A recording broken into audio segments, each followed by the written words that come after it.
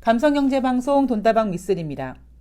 대한민국 코스피 지수가 3266포인트, 그러니까 3300포인트를 눈앞에 두고 지금 현재는 이거 이렇게 빠지다가 3000포인트 깨지는 거 아닐까 하는 공포감이 살짝 들 정도의 조정 장세에 진입을 했습니다. 돈다방 미쓰리에서는 그동안 호재보다는 악재를 중심으로 여러분들에게 이슈를 점검해 드렸습니다. 자, 오늘 방송도 마찬가지로요. 이제 시간이 좀 지난 만큼 또다시 우리가 악재 체크리스트를 꺼내두고 시간이 지났으니까 지울 만한 악재들을 좀 지우고요. 그리고 지금 팽배하게 시장을 지배하고 있는 어떤 심리, 호재가 더 클 거라는 그런 심리도 다시 한번 점검해 볼 거고요. 그리고 새롭게 생성된 악재들도 체크해 보도록 하겠습니다. 자, 앞으로는요, 이제 더 이상 미쓰리가 트럼프 대통령 리스크에 대해서는 이야기를 안 해드려도 될 것 같습니다. 그죠? 예.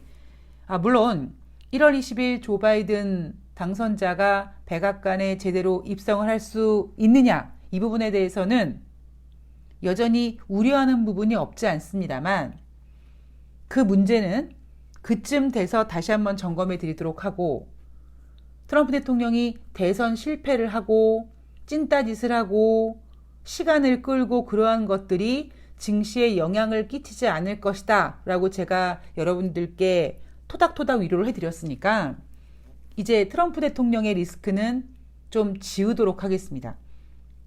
자, 그리고 오늘은요, 악재를 먼저 좀 체크를 해드리려고 하는데, 제가 1월 초에 방송을 하면서 일정들을 좀 몇 가지 체크를 해드렸는데요. 우선 전문가들이 1월 4일 날 북한이 당대회를 할 것 같다라고 예측한 것에 대해서, 물론 실질적으로 북한의 제8차 당대회는 1월 4일이 아니라 하루 늦은 1월 5일 날 개최됐습니다. 12일까지 총 8일간의 일정을 소화했고요. 1970년 5차 당대회, 그때는 12일 동안 진행했다고 하는데요. 그때 이후에 역대 두 번째로 긴 당대회였다고 합니다. 제가 이 김정은의 어떤 그 액션에 대해서, 그러니까 조 바이든 나 여기 있어, 나 잊어버리면 안 돼, 뭐 이런 도발 가능성에 대해서, 만약에 북한이 자기의 존재감을 뿜뿜하기 위해서 미사일을 실험하던 뭐 어떤 도발을 했을 때 김정은의 도발이 시장 자체 방향성을 바꿀 수 있지는 않을 것이다. 대신에 그동안 세력들이 전쟁 관련주들을 쭉 이렇게 좀 준비하고 있을 때, 이번이 기회야, 그래서 한번 후룩 올라갈 수 있다, 뭐 이런 이야기는 앞서 해드렸습니다. 15일 열병식을 했죠. 뭐 이때 신형 SLBM을 공개했다, 뭐 이런 내용들이 나오고 있는데요. 전쟁 관련주는 1월 5일 북한이 이제 8차 당대회를 개최한 그 다음 날 1월 6일부터 꿈틀꿈틀 움직이기 시작했습니다. 뭐 흔히 방위산업주라고 하는데 얼어 죽을 놈에 무슨 방위산업주입니까? 그냥 전쟁 관련주라고 보시면 되고요. 제가 앞에 방송에서 올해 시장에 대한 이야기를 해드리면서 지금 세력들이 엄청나게 작업을 하고 있다라고 말씀드렸잖아요. 여러분, 전쟁 관련주, 뭐 빅텍 같은 그런 전쟁 관련주들이 최근 들어 상승세를 보였던 이유가 펀더멘탈입니까? 아니에요. 예. 특히 주알못들, 주식 잘 모르는 우리 주린 여러분들은요, 정말 지금 시장은요, 정신 차리고 시장을 보셔야 될 때입니다. 물론 안 되시는 거 알아요. 힘드신 거 알아요. 귀에 안 들리시는 거 아는데, 그렇다면 최소한 주식을 좀 해보신 분들이라도 지금 정신을 번쩍 차리고, 펀드멘털이고 나발이고 필요 없습니다. 지금 시장을 지배하는 어떤 힘의 균형을 잘 읽으셔야 됩니다. 자, 그리고 제가 북한의 당대회 개최에 대한 이야기를 해드렸고, 그리고 두 번째는 악재인데 이거 잘하면 호재가 될 수 있습니다라는 내용을 하나 전해드린 내용이 있습니다. 그게 뭐냐면 작년 연말에 미국 의회에서 부양책을 쓰면서 미국 국민들에게 600달러 현금 주는 부분에 대해서 트럼프 대통령이 야, 600달러 가지고 누구 코에 붙이냐?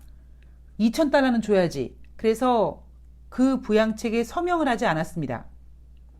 그래서 시장에서는 야, 이러다가 미국 연방정부가 셧다운되면 어떻게 하지? 그런 우려가 있었습니다.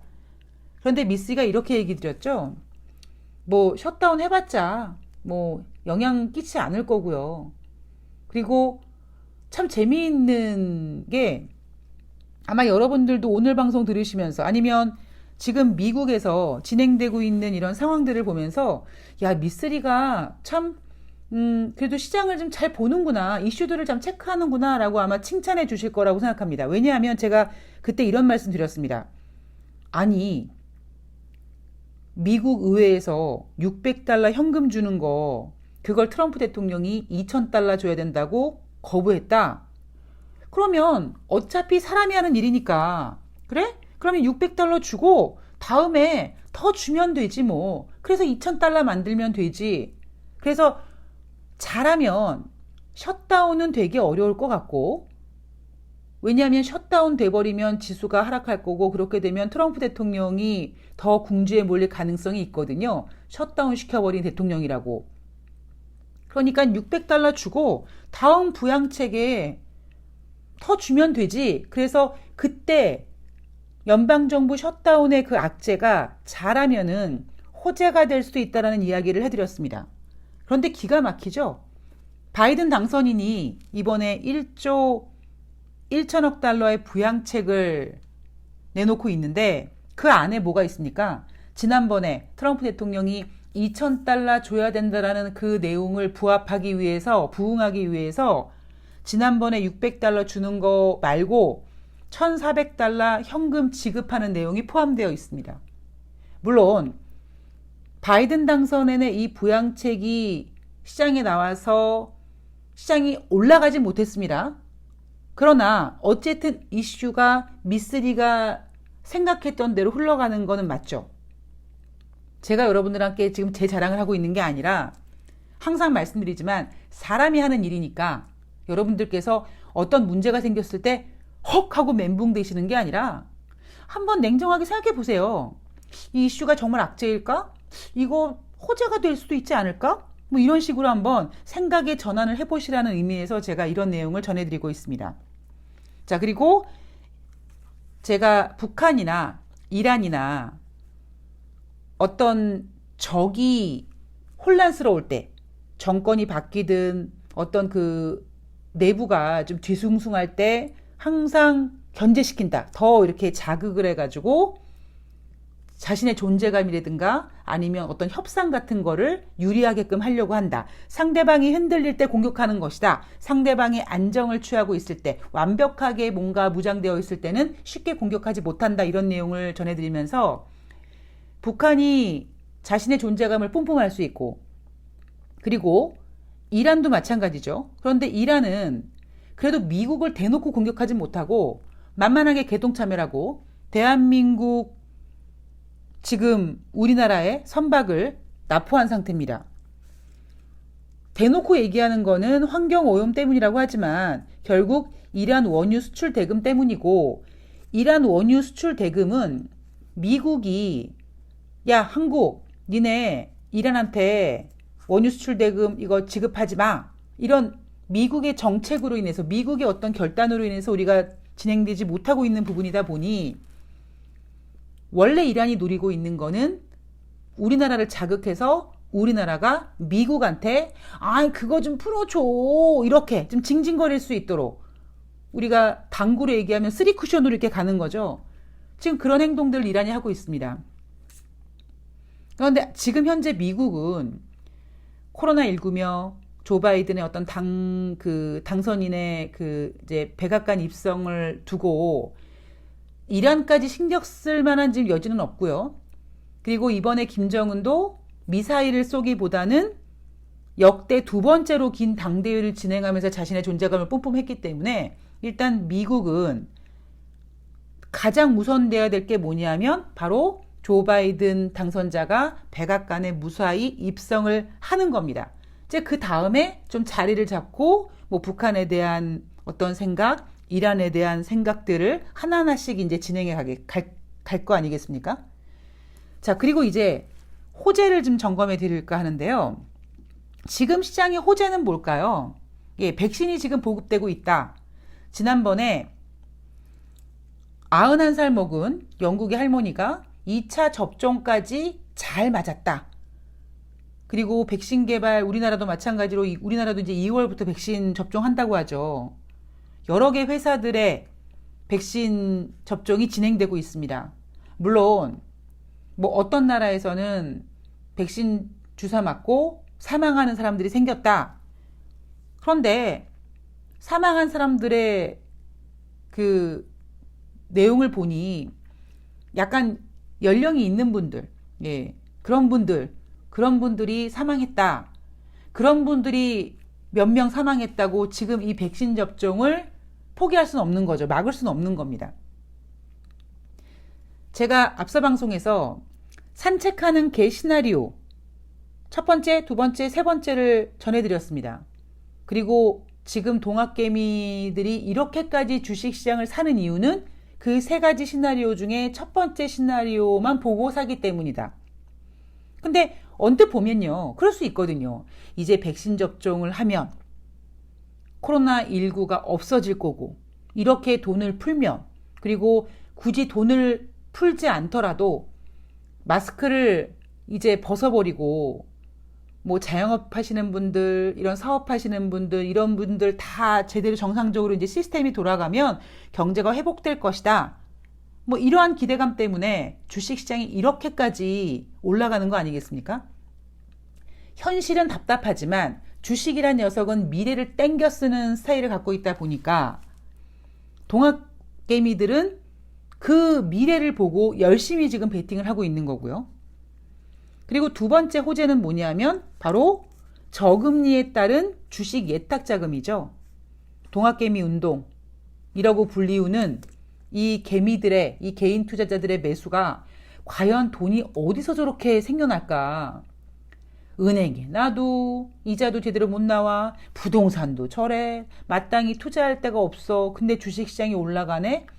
사람들을 만나니 주식 얘기만 하네?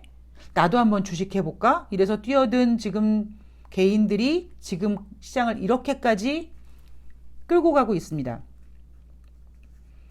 그리고 또 하나, 조 바이든 당선인의 엄청난 규모의 부양책, 이것도 시장의 호재가 될 수 있겠죠.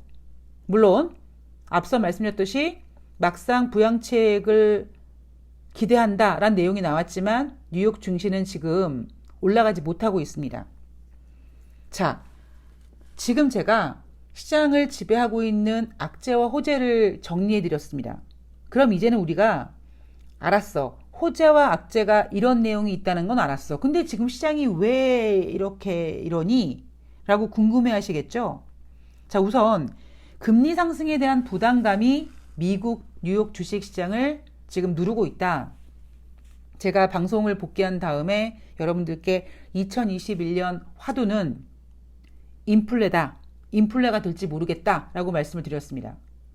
아무리 제롬 파월 연준 의장을 비롯해서 정책을 주도하는 그런 인물들이 몇 년도까지 2023년, 2022년까지 저금리를 유지하겠다라고 해도 시장이 이렇게 풀린 돈이 정말 코로나19가 종식되고 그래서 경제가 회복되면 그 자금이 인플레를 자극할 수밖에 없고, 그러면 굳이 FOMC든 뭐 한국은행이든 ECB든 금리를 인상해야 될 것 같습니다. 하겠습니다. 이런 얘기를 굳이 하지 않아도 시장은 이미 와, 이거 금리 인상해야겠는데 라는 상황이 벌어지면서 증시를 압박할 수밖에 없다. 이런 얘기 해드렸습니다.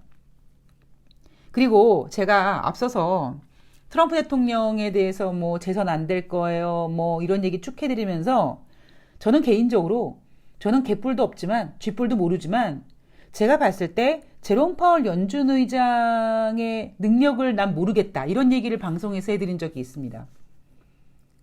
제가 이렇게 자신있게 말씀드릴 수 있는 이유는 그거죠. 2018년도 제롬 파월 연준 의장은 뭐라고 했습니까? 2019년도 금리 인상한다고 했거든요. 근데 미스린 그랬죠. 2019년도요? 미국 금리 인하할 거려 그랬습니다. 그럼 제가 이제 2019년도 미국이 금리를 인하할 거려라는 얘기를 하면서 제롬 파월 연준 의장 아무리 봐도 능력이 좀 안 되는 것 같아요. 라는 이야기를 전해드렸습니다. 제롬 파월 연준 의장이 최근 논란이 되는 테이퍼링에 대해서 아직 출구 전략 논할 때가 아니다라고 얘기했습니다. 그죠? 그리고 제롬 파월 연준 의장이 이렇게 시장을 지금 이렇게 토닥토닥 해주는 이유는 뉴욕 증시가 올라가지 못하는 이유 중에 하나가 바로 미국의 10년짜리 국채금리가 올라간다는 부담이거든요. 그러니까 제롬 파월 연준 의장이 아니야, 우리 아직 금리 인상할 생각 없어 라고 토닥거렸지만 제가 잠시 전에 말씀드렸던 것처럼 이건 물론 사람이 하는 일이지만 어쩌면 지금 사람의 어떤 역량보다 더 큰 이 돈이 풀리다 보니 이제는 더 이상 우리가 그 유동성을 컨트롤할 수가 없는 지경이 되면 내가 금리 인상을 안 하겠다라는 나의 의지와는 상관없이 이 유동성이 등 떠밀어서 금리 인상을 할 수밖에 없는 압박을 줄 거고요. 그럼에도 불구하고 버티지만 증시는 미래를 땡겨 쓰는 녀석이다 보니까 이미 그래 금리 인상을 할 수밖에 없을 거야 이런 부담감으로 올라가지 못하는 지경에 이르게 되는 거죠. 자, 그리고 지금 증시가 이렇게 발목 잡는 이유, 제가 앞서서 산책하는 개 시나리오를 말씀드리면서 세 가지 시나리오를 말씀드리면서 나머지 두 가지 시나리오, 즉 특히 경제지표 같은 경우는 이렇게 돈을 푸는데 왜 경제지표가 작년 3월 달에 막 저점을 찍고 막 그러다가 막 돈 풀기 하고 부양책하고 그래서 막 지표가 회복이 되는데 이게 뭔가 회복이 우리가 생각하는 것만큼 속도를 내지 못하거나 하물며 뒤로 백하는 경우가 굉장히 골 때리는 경우다 라는 이야기를 해드렸습니다. 목요일 날 발표된 주간 신규 실업상 청구 건수가 전주 대비 18만 1000명이 증가해서 96만 5천 명을 기록했는데요. 이 지표는 2020년 8월 22일 주간 이후 최대치라고 합니다. 그러니까 작년에 코로나가 터지고 세계 경제가 바닥을 찍고 미국이며 우리나라며 뭐 부양책을 쓰고 재난지원금을 주고 이런 상황에서 이제 조금 경제 지표가 회복이 되는 것처럼 보였는데 18만 1000명 증가했다. 96만 5천 명. 이 96만 5천 명이라는 숫자는 작년 8월 나온 발표 이후의 최대치다. 결국 이 얘기는 뭡니까? 지금 경제 지표가 이렇게 천문학적인 돈을 풀고 있고 하고 있음에도 불구하고 뒤로 가고 있다는 얘기죠. 제가 산책하는 개를 말씀드리면서 주식시장은 미래를 땡겼어서 이제 코로나가 종식되고 경제가 좋아질 거라는 재료를 앞당겨 써서 저 위에 올라가 있고 자, 실물 경제 니네 빨리 올라와. 그렇게 기다리고 있는데 이놈의 실물 경제가 자꾸 후퇴하고 있다는 겁니다. 여기에 주간 신규 실업상 청구 건수만 얘기하는 게 아니라요. 12월 미국의 소매 판매도 전월 대비 0.7% 감소했습니다. 또한 1월달 미시간대 소비자 태도 지수 79.2가 나왔는데 전월, 그러니까 작년 12월달 미시간대 소비자 태도 지수는 80.7이 나왔습니다. 그러니까 전월보다 부진한 거죠. 시장은 이제 고개를 갸우뚱합니다. 야, 그동안 이렇게 부양책을 썼는데 왜 경제지표가 지금 속도를 내서 앞으로 쭉쭉쭉쭉 나가야 되는데 왜 뒤로 후퇴하는 거야? 왜 이러는 거야? 이렇게 고민하게 되고요. 이런 고민이 이어지면 저 앞에 가던 주식시장이 이제 머뭇거리게 되죠. 그리고 지금 우리나라 주식시장과 뉴욕 주식시장에서 나타나는 현상이 바로 그런 내용들을 반영하고 있는 겁니다. 자, 조 바이든의 그러니까 부양책이 기대되고 있다. 그런데 어마어마한 정말 그 금액이 천문학적 금액이라고 하죠. 1조 1천억 달러라는 천문학적 금액이라고 하는데 이런 부양책의 기대가 있다라고 했음에도 불구하고 주식시장이 하락했습니다. 뉴욕 증시가. 왜? 에이, 시장이 이미 반영됐어. 이미 알고 있는 호재야. 재미없어.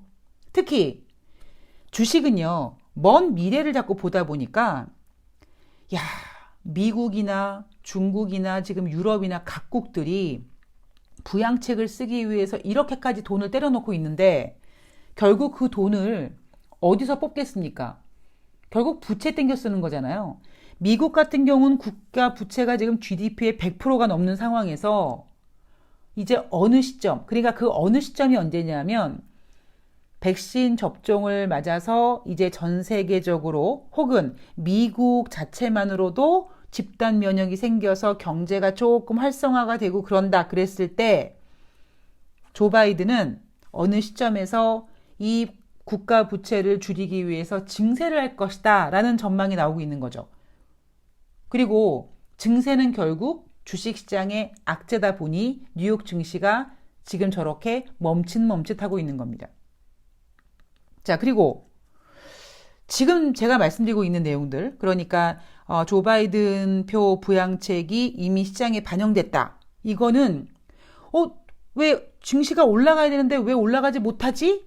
저거 왜 호재인데 왜 호재로 반영이 안 되지? 뭐 이런 내용들입니다. 자, 백신도 마찬가지예요. 지금 백신 열심히 각 나라에서 지금 접종 진행하고 있잖아요. 그런데 이 부분에서 우리가 뭘 고민해 봐야 되느냐? 고민하기보다 지금 진행되는 상황이 시나리오보다 백신 접종이 지금 늦어지고 있는 거죠. 뭐 화이자 같은 경우에는 공장 가동을 위해서 뭐 3, 4주 정도 뭐 좀 공급이 지연될 수 있다. 이런 식으로 막 스피드하게 정말 전 세계가 한 2월달, 3월달 2달 안에 그냥 주사 빵빵빵빵빵 맞고 집단 면역 딱 생겨가지고 날씨 풀리고 그럴 4월달, 5월달에 마스크 딱 벗고 경제가 회복이 돼야 되는데 지금 의외로 백신 접종 진행이 늦어지고 있다는 점. 거기에다가 지금 각종 그 변종 바이러스가 등장해서 특히 독일, 프랑스, 영국 이런 나라들, 유럽을 중심으로 이런 나라들은 코로나19가 확산되는 지경에 이르다 보니 유럽 증시도 지금 맥을 못 치고 있습니다. 또 여기에다 제가 가장 지금 염려하고 있는 부분, 중국이거든요. 초기 진앙지인 중국에서 다시 환자가 증가되죠.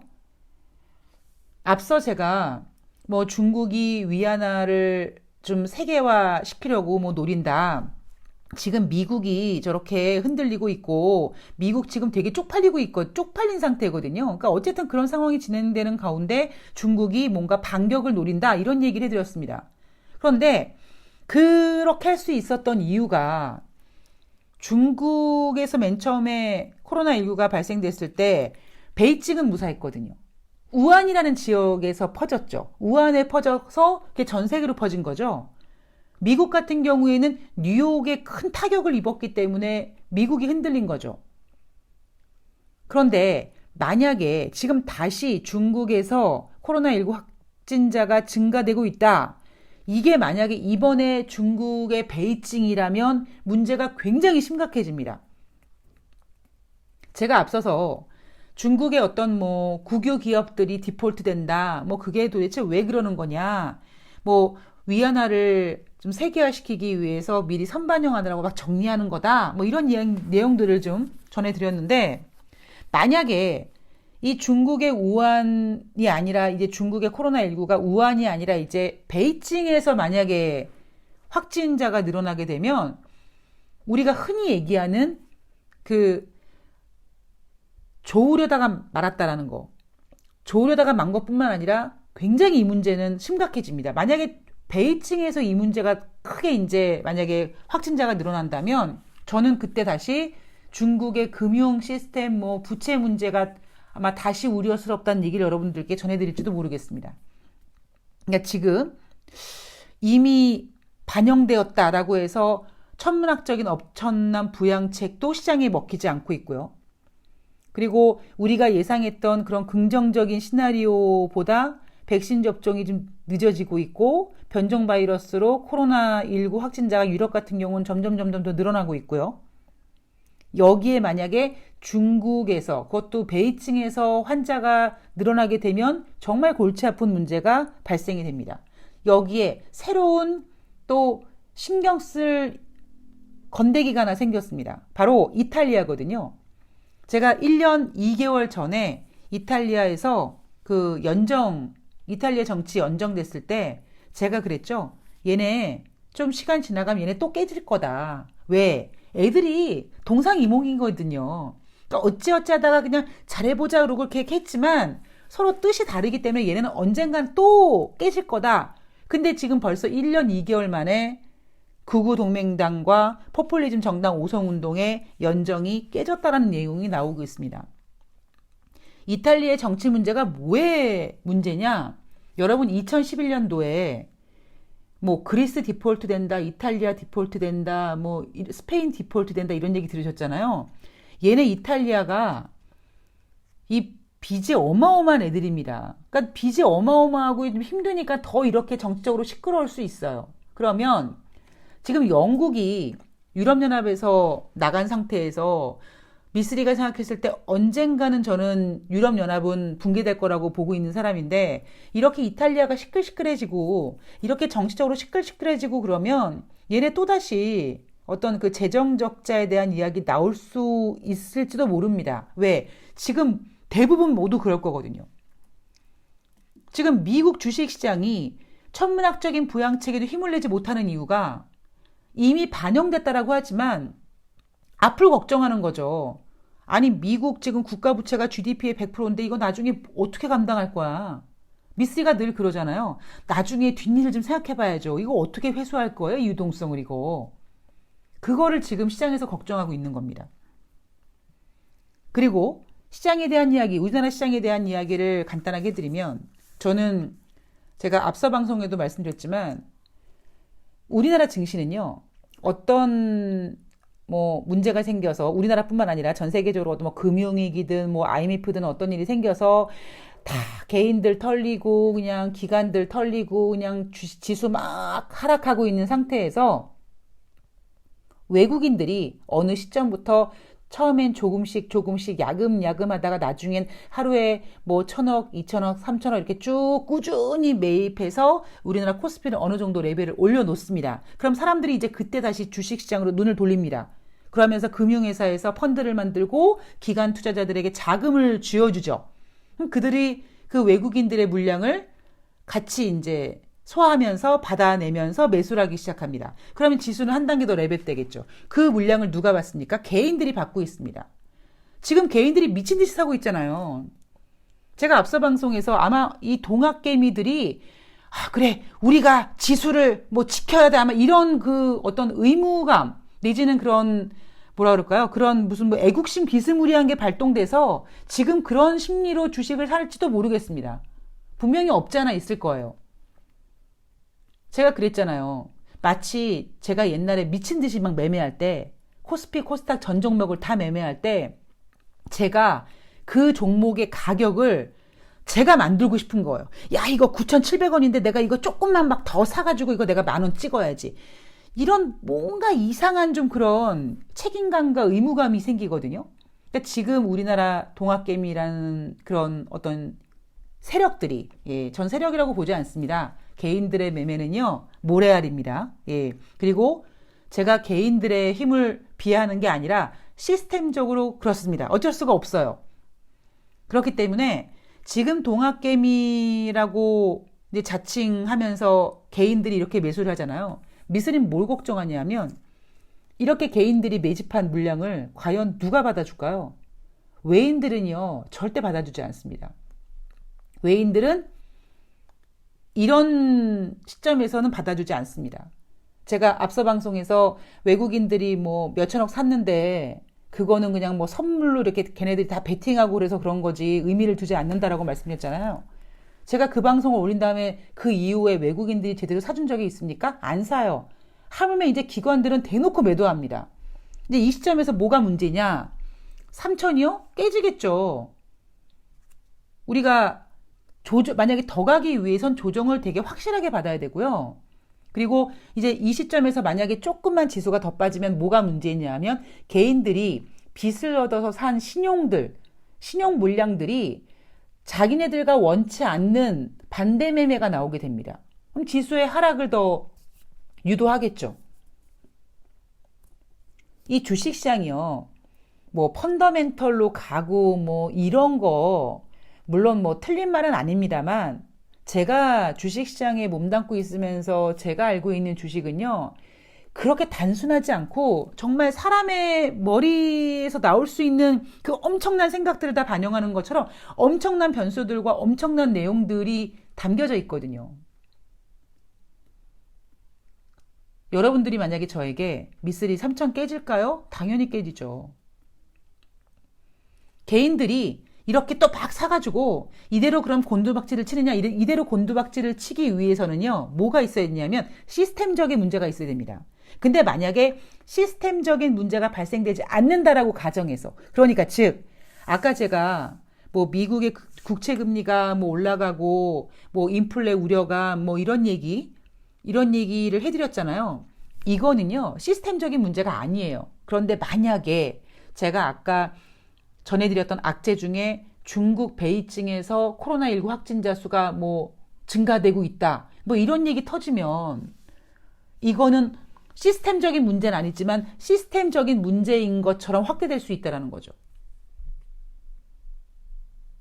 지수는요, 주식은요, 그렇게 간단한 게 아닙니다. 제가 주변에서 뭐 주식하겠다고 하시는 분들은 일단 도시락 싸들고 말리고 있고요. 그리고 되게 신중하세요 라고 말씀드리고 있고 분할 매수하세요. 좀 참았다가 사세요. 그리고 하물며 돈다방 미쓰리에서도 지금 이렇게 여러분들이 아유 미쓰리 너 왜 이렇게 초쳐 이런 욕을 먹을지도 모르겠지만 저는 그렇게 말씀하시는 분들은 도대체 방송을 제대로 듣고 그런 얘기 하셨으면 좋겠고요. 미쓰리가 여러분들께 전해드리고 싶은 내용은 제가 그 바람 피는 남자 얘기해줬죠. 또 말씀 안 드려도 되겠죠. 그렇게 이런 내용들을 알고 있으면 충격이 덜 할 거라는 겁니다. 여러분들께서 저도 계속 앞으로 지켜보겠지만 지금 진행되는 일련의 조정이라는 이 문제가 정말 아름다운 조정으로 갈지 아니면 아름다운 조정으로 갈라 그랬는데 지수가 생각외로 더 많이 빠져서 뭐 개인들 신용 물량 나오고 기관들의 로스컷 물량 나오고 뭐 이래서 조정이 생각보다 깊어질 수도 있고요. 이런 상황 속에서 만약에 시스템적 같은 악재, 즉 중국 베이징에서 뭐 터지고 이렇게 되면 하방으로 더 일어나야 됩니다.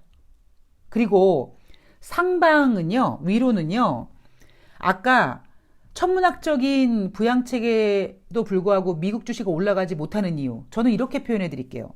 제가 주식을 배울 때 모든 종목, 그러니까 사람이 태어나서 아이가 되고 청년이 되고 성인이 되고 그리고 나이 먹으면 죽죠. 주식도 마찬가지입니다. 지수도 마찬가지. 그 사이클이라는 게 있거든요. 그러면 지금 이번에 이 유동성의 상승 랠리의 사이클은 저는 이제 거의 이제 노인 정도 됐다라는 거죠. 근데 미국이 이렇게 천문학적인 그 유동성을 때려 붓는다. 마치 90 넘은 할아버지한테 비아그라 먹이는 것 같은 느낌? 예. 좀 그렇게 생각을 합니다.